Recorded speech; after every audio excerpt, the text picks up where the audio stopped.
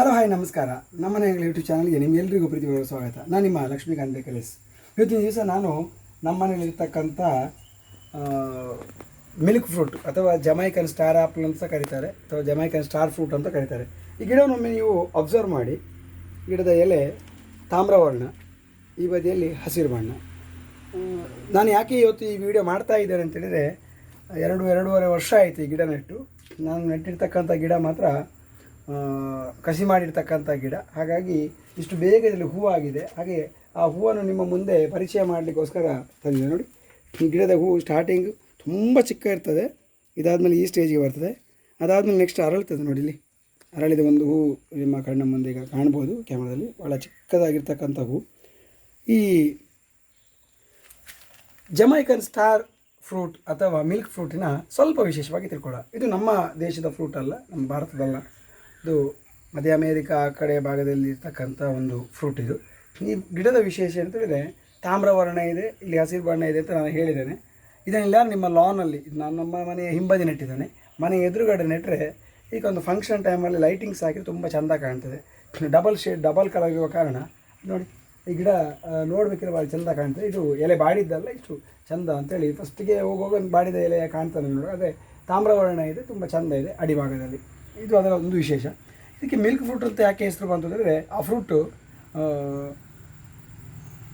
ನಮ್ಮ ಚಿಕ್ಕು ಅಥವಾ ಸಪೋಟೊ ಫ್ಯಾಮಿಲಿಗೆ ಸೇರಿರ್ತಕ್ಕಂಥ ಒಂದು ಫ್ರೂಟ್ ಆಗಿರುವ ಕಾರಣ ಅದನ್ನು ಕಟ್ ಮಾಡಿದಾಗ ಹಾಲಿನಂಥ ಒಂದು ಭಾಗ ಬರ್ತದೆ.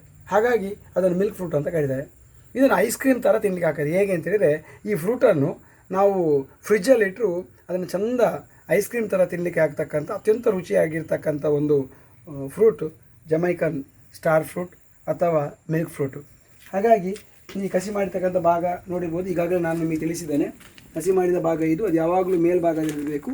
ಕಸಿ ಮಾಡಿದ ಭಾಗ ಒಳಗಡೆ ಕೂತ್ರೆ ಅಂತ ಅದರಲ್ಲಿ ಫ್ರೂಟ್ ಆಗೋದಿಲ್ಲ. ಹಾಗಾಗಿ ಕಸಿ ಮಾಡಿದ ಭಾಗ ಮೇಲೆ ಇಟ್ಕೊಂಡಿದೆ. ಇಲ್ಲಿಂದ ಕಸಿ ಮಾಡಿ ಅಥವಾ ಇದನ್ನು ಮಾಡಿ ಕೊಟ್ಟಿದ್ದಾರೆ, ನನಗೆ ಕೊಡುವಾಗಿದೆ. ಭಾಳ ಕಾಸ್ಟ್ಲಿ ರೇಟ್ ಕೊಟ್ಟಿದ್ದೇನೆ. ಆಗ ಅಂತ ನಾನು ಒಂದು ಕಾಸ್ಟ್ಲಿ ಅಂದರೆ ಒಂದು 900 ರೂಪಾಯಿ 1000 ರೂಪಾಯಿಯ ಮೇಲೆ ಇದೆ. ಈಗ ಸ್ವಲ್ಪ ಕಮ್ಮಿ ಆಗಿದೆ. ಸೀಡೆ ಆಗಿದ್ದರೆ ಖಂಡಿತವಾಗ್ಲೂ ಕೂಡ ಇಷ್ಟು ಬೇಗ ಆಗ್ತಿರಲಿಲ್ಲ. ಈ ಗಿಡ ಪೂರ್ತಿ ಮೇಲ್ಗಡೆ ನೋಡಿ ಎಲ್ಲ ಕಾಯಿ ಆಗಿದೆ.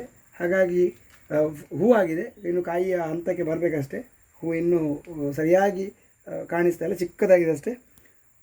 ಎಷ್ಟು ಆಗ್ತದೆ ಗೊತ್ತಿಲ್ಲ, ಯಾಕೆ ನಮಗೆ ಮಂಗಗಳ ಕಾಟ ಇರುವ ಕಾರಣ ಎಷ್ಟು ಕಾಯಿ ಹಾಕದೆ ಎಷ್ಟು ಸಿಗ್ತದೆ ಅಂತ 100% ಹೇಳಲಿಕ್ಕೆ ಸಾಧ್ಯ ಇಲ್ಲ.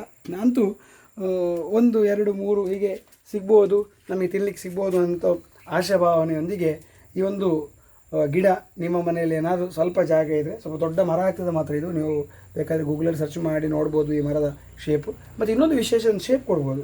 ಬೇಕಾದಾಗೆ ನಾವು ಪ್ರೂನ್ ಮಾಡಿ ಅದನ್ನು ಶೇಪ್ ಕೂಡ ಈ ಗಿಡ ಕೊಡ್ಬೋದು.